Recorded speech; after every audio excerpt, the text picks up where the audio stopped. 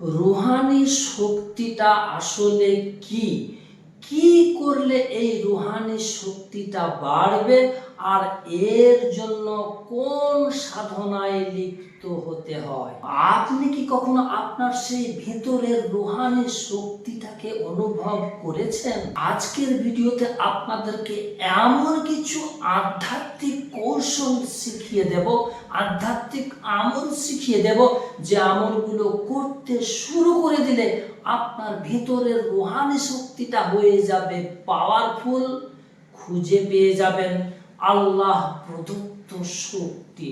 চলুন একটা একটা করে আপনাদেরকে আমি বলে দিচ্ছি, আপনি আপনার ভিতরের রুহানি শক্তিটাকে কেমন ভাবে জাগ্রত করবেন এবং কেমন ভাবে তাকে শক্তিশালী করে তুলবেন। এজন্য ভিডিওটিকে আপনি মনোযোগ সহকারে দেখতে থাকুন। আমাদের শরীরের ভিতরে রূহ নামক যে জিনিসটা রয়েছে, এটা হচ্ছে আল্লাহর একটা হুকুম। আর এই রূহটা মানুষ যখন ঘুমায় তখন কিন্তু উপরের দিকে উঠে যায়। সূরা জুমার আয়াত নাম্বার 42। আল্লাহ প্রাণ গ্রহণ করেন সেগুলো মৃত্যুর সময়, আর যারা মরেনি তাদের নিদ্রাকালে। যাদের মৃত্যুর সিদ্ধান্ত হয়ে গেছে তাদের প্রাণটি রেখে দেন, আর যাদের মৃত্যুর সময় আসেনি তাদেরকে ফিরিয়ে দেন। তাই তো সকালবেলায় বা ফজরের সময় আমরা ঘুম থেকে জাগতে পারি। এখানে আল্লাহ আরো বলে দিয়েছেন, যারা চিন্তা গবেষণা করে তাদের জন্য অনেক নিদর্শন রয়েছে। চলুন একটু চিন্তা ফিকির করে দেখি এই রূহের রুহানি শক্তিটাকে কিভাবে বাড়ানো যায়। এই রূহটা রয়েছে আমাদের শরীরের ভিতরে, তাই আমাদেরকে এই শরীরটাকে কাজে লাগিয়ে আমাদের রূহের রুহানি শক্তিটাকে পাওয়ারফুল করতে হবে। এটিকে বোঝানোর জন্য ছোট্ট একটা উদাহরণ যদি আমি আপনাদেরকে দিই, ব্যাপারটি বুঝতে আপনাদের খুবই সুবিধা হয়ে যাবে। যেমন সুগন্ধি একটা ফুল আর এক টুকরো শুকনো মাটি আপনি আপনার হাতের মুঠির মধ্যে ধরুন, আর কিছুক্ষণ ধরে রাখার পর সেটিকে খুলুন। খোলার পরে আপনি মাটিটাকে ঘ্রাণ নিয়ে দেখুন, খুশবু হয়ে গেছে।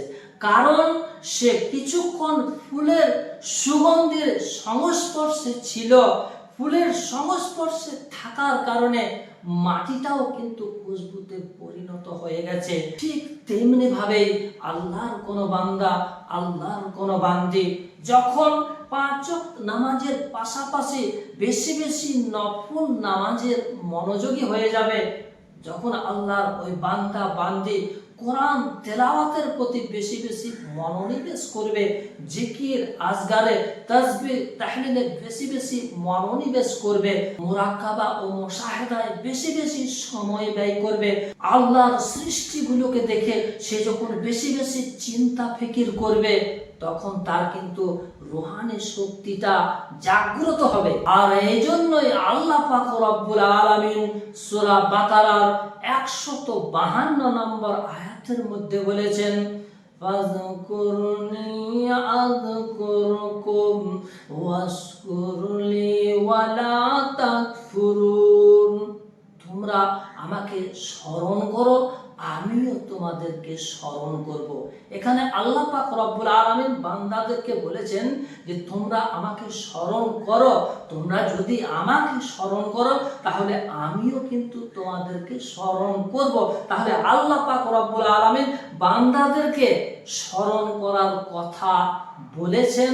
এই স্মরণটা হতে পারে নামাজের মধ্য দিয়ে, এই স্মরণটা হতে পারে বেশি বেশি কোরআন তেলাওয়াতের মধ্য দিয়ে, এই স্মরণটা হতে পারে বেশি বেশি জিকির আজকারের মধ্য দিয়ে, এই স্মরণটা হতে পারে মুরাক্কাবা মুশাহাদার মধ্য দিয়ে। মোট কথা হচ্ছে আমি আল্লাহর হয়ে গেলে আল্লাহ কিন্তু আমার হয়ে যাবে।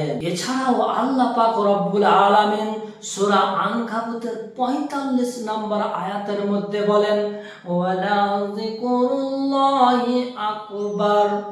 আল্লাহর স্মরণ জিকিরই হচ্ছে সর্বশ্রেষ্ঠ। আমরা যে যত বেশি জিকির করে করে আমাদের দিলটাকে, আমাদের মনটাকে, আমাদের জিহ্বাটাকে, আমাদের শরীরটাকে তরুতাজা করে রাখবো, তত বেশি আমাদের ভিতরের রুহানি শক্তিটা বৃদ্ধি পাবে, পাওয়ারফুল হবে। আর এই রুহানি শক্তি দিয়েই খুলে যাবে আপনার তৃতীয় চোখ, বাতিনি চোখ, আধ্যাত্মিক জ্ঞান। তবে এই বিদ্যা হাসিল করার জন্য আপনাকে যেতে হবে সুফি সাধক, হক্কানি উলামায়ে কেরামদের নিকটে, বুজুর্গানে দ্বীনের নিকটে। আপনি যত বেশি বুজুর্গানে দ্বীন, উলামায়ে কেরাম এবং সুফি সাধকদের নিকটে কাটাবেন, তত বেশি আপনি আল্লাহর নৈকট্য অন্বেষণ করতে পারবেন। তাদের সান্নিধ্য ছাড়া আপনি আল্লাহর নৈকট্য কোনো মতেই হাসিল করতে পারবেন না। এতক্ষণে আপনারা বুঝে গেছেন যে এই রুহানি শক্তিকে কিভাবে বাড়াতে হয়।